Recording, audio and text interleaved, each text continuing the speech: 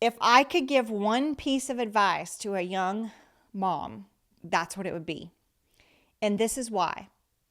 Once you lose credibility with your kids or they lose respect for you, that's hard to repair.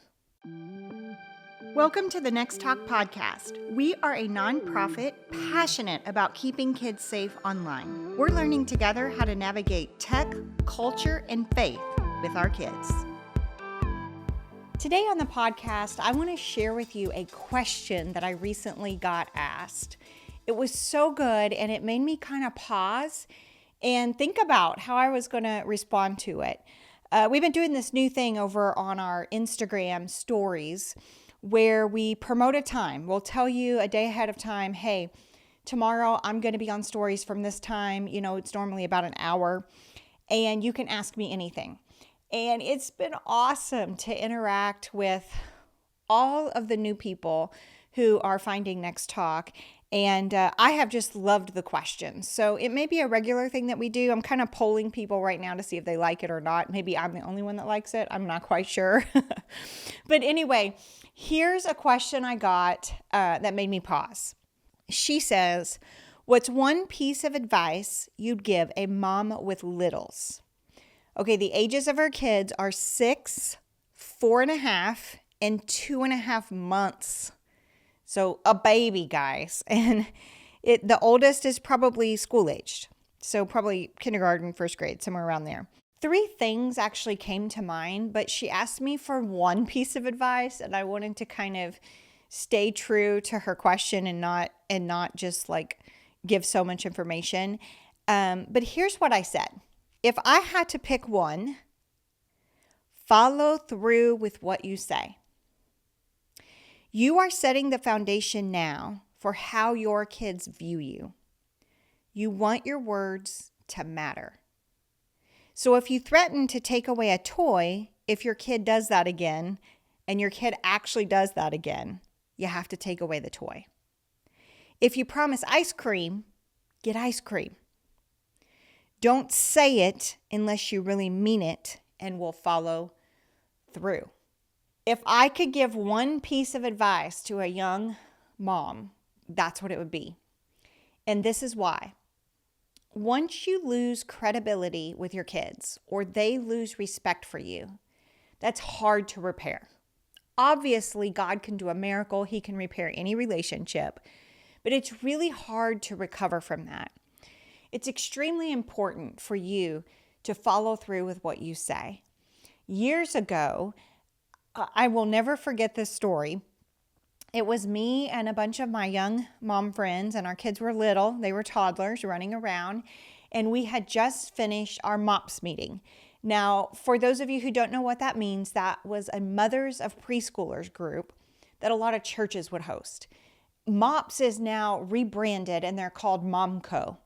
But these are groups for young moms to get together. And oftentimes there's older women that come to these groups as well for like mentoring.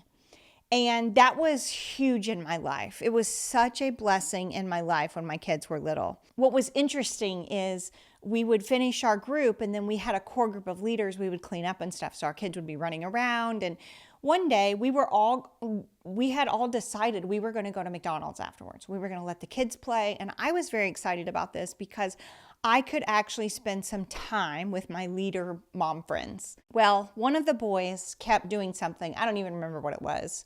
But his mom said, if you do that again, we're not going to McDonald's. Well, when she said it, I was like, oh, dang, don't say that. I want you to go to McDonald's because I want to be able to talk to you and hang out with you today. Well, the little boy kept doing it. And again, I don't even remember what it was. And that young mom, my friend, she looked at her son and she was like, we are not going to McDonald's. And you guys, they did not go. And our mentor mom literally stopped us in the middle of all of it. And she was like, this is good parenting. This is a little boy that at 16, when his mom says something, he's going to listen to her because she says what she means and she means what she says. She follows through with what she says she's going to do. And that matters. It establishes credibility. It establishes a respect even that you don't even realize. And that story has stuck with me, and it impacted my parenting at the time. And now all these years later, I'm looking back, and it was literally one of the best pieces of advice that anybody ever gave me. So that was my one piece of advice that I passed on to this young mom. But two other things had kind of popped in my mind also, and I want to talk about those for just a second. The second thing that had popped into my mind was make your marriage your priority. That's what it was. Like, make your marriage your priority. I cannot stress this enough, that your spouse has to come before your children. And when I say that, I know that there is a time, and this young mom too, with her kids' ages, in this season of life, your kids are going to require more time than your husband does, 100%. But you have to make sure you stay connected as a husband and wife. A lot of times there will be people saying you have to go on a date every week, you have to do whatever. I'm not even going to put that pressure on you. I'm just going to say you have to talk to your spouse at least 20 to 30 minutes a day, every day. That can be on a commute where you're in the car and you're just catching up about each other's days. That could be at night. That could even be like not even talking, but a romantic connection. But you have to stay connected to your spouse. It is extremely important. Matt and I were months away from being empty nesters, and it's just going to be us again. And I am so thankful that I am not staring at my husband thinking, who is he? He's a stranger. Like, we haven't stayed connected. Have there been difficult seasons? Absolutely. Have there been seasons that the kids require more of us than we can give to each other? Absolutely, there have been. But we would always stay connected, that 20 or 30 minutes a day, always talking, and we would remind each other. Like, I would say to him, I miss you. I wish we could just literally go on a date, but we can't afford it. I'm too tired and I don't want to get dressed. But I need you to know, like, I miss you. And one day we're going to have more time together. Those are the kinds of conversations that we would have, just so he knew. Life is hard. Things pop up. And you have to be a team, you and your spouse. And so that's some other advice that I would have given. But she really asked me for advice as a mom, which is why I didn't go with that one. But it was right up there in my mind. The third thing I thought about was this: don't lose your connection to Jesus. And that will keep you mentally healthy. That's going to keep you grounded. That's going to keep you solid when the waves of storms come your way, because they are. Parenting is going to get hard. Your marriage is going to get hard.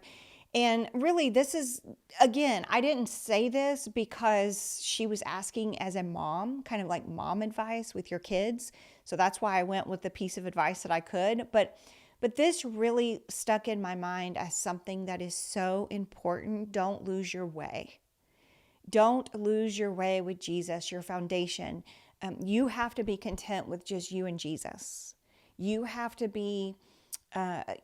feel peace at how you're living your life, how you're responding to your husband, how you're responding to your kids. When you lay your head on the pillow at night, you have to have peace with Jesus. You have to be willing to be humbled and be convicted when you do something wrong and apologize. This is all so important because it is creating a tone and a culture in your home that will either make your kids thrive or will make them not want to come home when they get older. And you have to be thinking about that. That's something that I never really thought about until my kids were older. You are growing children to leave. And they get a choice if they want to come home and visit you or not. And would you want to come home and visit your home? I say this because, if we're not at peace, if I'm not walking with Jesus and he's keeping me in check with my emotions, my anger, my outburst, my jealousy, my whatever it is, the flesh sins that I'm struggling with, if he's not keeping me in check, then more than likely the home is not going to feel like a safe place. Because let's just be real. Moms and dads are leaders in the home. We set the tone of the culture. And so the more we are connected to Jesus, the more we are peaceful, the more we are calm, the safer our homes can feel. So again, I thought this was a great question. If you have been participating in the Q&A on our Instagram stories, thank you. If you have not, check it out. I just love hearing from other people and what they're struggling with. And we're a community. You're not alone. We want to come alongside of you and help you in any way we can.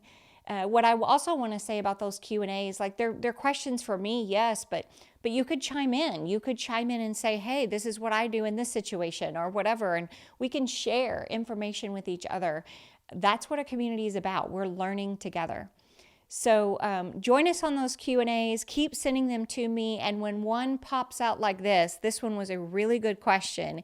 And it stumped me for a while. Like I had to take a moment and pray and think through how I really wanted to respond, because one piece of advice looking back is that's hard to narrow down. But those three things really did come to mind. And I wanted to do this podcast just to kind of expand on the second and third thing that I was thinking about too. So my original response was follow through with what you say. My add-ons were number 2, put your marriage before your kids. And number 3, make sure you stay connected to Jesus. I hope this is helpful. nextTalk is a 501c3 nonprofit keeping kids safe online. To support our work, make a donation at nexttalk.org. nextTalk resources are not intended to replace the advice of a trained healthcare or legal professional, or to diagnose, treat, or otherwise render expert advice regarding any type of medical, psychological, legal, financial, or other problem. You are advised to consult a qualified expert for your personal treatment plan. Our nextTalk podcast is in the top 2% of over 3.4 million podcasts ranked by Listen Notes. But now we're also adding YouTube. So this is a whole new thing we're doing. If you could like, subscribe, and comment on these videos, it would help us so much. We appreciate y'all.